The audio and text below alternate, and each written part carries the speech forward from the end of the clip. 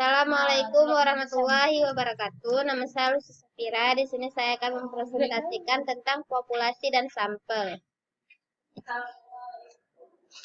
Populasi yaitu keseluruhan individu atau objek yang diteliti dan memiliki beberapa karakteristik yang sama. Populasi memiliki variasi atau sebaran yang luas. Penelitian eksperimen membutuhkan populasi yang relatif homogen. Semakin homogen populasi, semakin meningkatnya validitas eksperimental. Sampel penelitian. Sampel penelitian sebagian dari populasi. Cara pengambilan sampel adalah representatif populasinya. Penggunaan sampel dalam penelitian eksperimen menggunakan prinsip efisien. Dengan penelitian sedikit subjek, hasilnya dapat digunakan untuk menggambarkan seluruh populasi.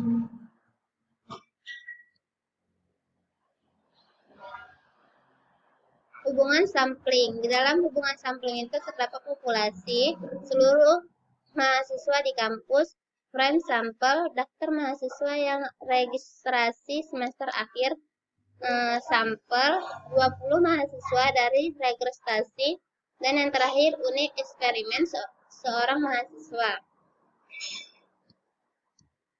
Selanjutnya, kerepresentatifan sampel. Representatifan yaitu kecenderungan sampel yang mendekati keadaan identik populasi. Kerepresentatifan sampel dipengaruhi yang pertama homogenitas populasi, yang kedua jumlah sampel yang dipilih, yang ketiga banyaknya karakteristik subjek, yang keempat adekuasitas teknik pengambilan sampel. Selanjutnya, homogenitas populasi. Di dalam homogenitas populasi itu terdapat aspek tempat atau geografi merupakan wilayah atau tempat subjek penelitian bertempat tinggal atau provinsi, kabupaten atau sekolah. Aspek subjek, jenis kelamin, umur, rasial, pendidikan, kepribadian, sejarah, kehidupan, dan inteligensi. Dan yang terakhir, aspek sosial yang mencakup kelas sosial, keluarga, dan lingkungan sosialnya. Selanjutnya, aspek sampel. Untuk memperoleh keadaan sampel representatif adalah beberapa aspek sampel yang harus diperhatikan penelitian, yaitu yang pertama jumlah sampel atau number of sample, yang kedua besar anggota sampel atau sample size, yang ketiga teknik pengambilan sampel. Selanjutnya jumlah sampel, yaitu banyaknya kelompok sampel yang dibutuhkan dalam suatu eksperimen. Yang kedua, jumlah sampel ini ditentukan oleh desain eksperimennya. Dan yang terakhir, melakukan komparasi atas kelompok eksperimen dan kontrol, maka jumlah sampel yang dibutuhkan dua atau komparasi dua perlakuan pada suatu sampel, kelompok amanat atau ulang. Selanjutnya, besar anggota sampel. Penelitian menentukan beberapa besar anggota sampel yang akan diambil dari populasi. Besar anggota sampel eksperimen tidak ditentukan besarnya populasi, tetapi oleh kekuatan pengaruh perlakuan dari studi sebelumnya. Dan selanjutnya, semakin besar power of effect diperlukan sampel yang relatif sedikit, semakin lemah dibutuhkan sampel yang relatif banyak.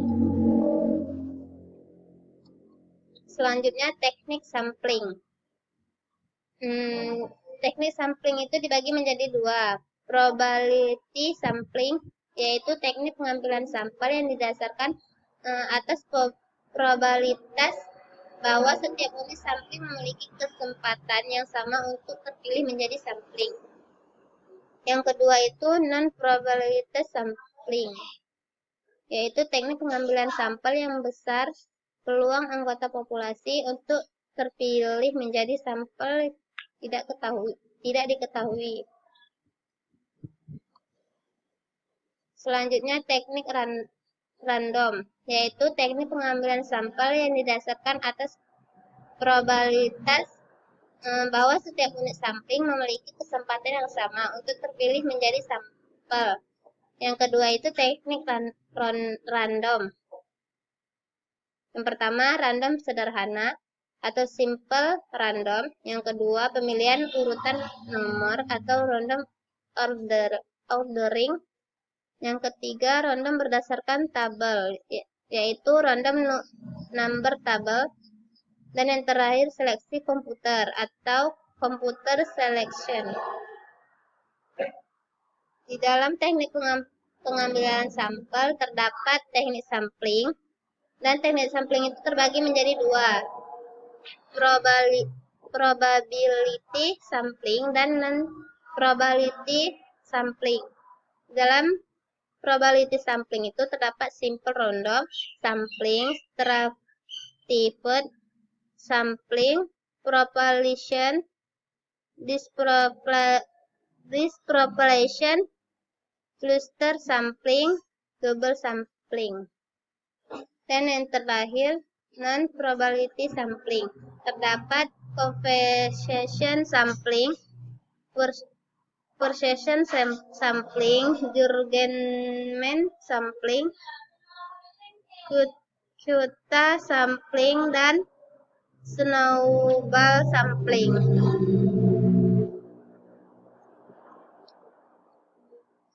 Selanjutnya, probability sampling. Simple random sampling dapat dilakukan pada populasi yang homogen. Dilakukan dengan cara mengundi nama atau subjek dalam populasi. Selanjutnya, probability sampling melakukan randomisasi kepada kelompok bukan terhadap subjek secara individual. Contohnya, sebagian contoh, katakanlah ada seorang peneliti yang ingin mengukur performa akademis mahasiswa tingkat akhir. Yang kedua, tentu menjadi hal yang mustahil untuk melibatkan setiap mahasiswa keseluruhan. Dengan menerapkan teknik cluster sampling, penelitian dapat mengelompokkan mahasiswa dari setiap kampus ke setiap kota menjadi satu kelompok atau yang di sini disebut sebagai cluster. Ini contohnya. Selanjutnya, probability sampling, stratified sampling dilakukan pada populasi yang memiliki strata atau subkelompok, dan dari masing-masing subkelompok diambil sampel terpisah. Proporsional merupakan menentukan presentasi besarnya sampel dari keseluruhan populasi. Menerapkan populasi dalam mengambil sampel bagi sekian strata. Selanjutnya, non-probability sampling. Terdapat faktor kebetulan yang dijumpai penelitian. Mengambil sampel dalam jumlah tertentu dan dianggap merefleksi populasi.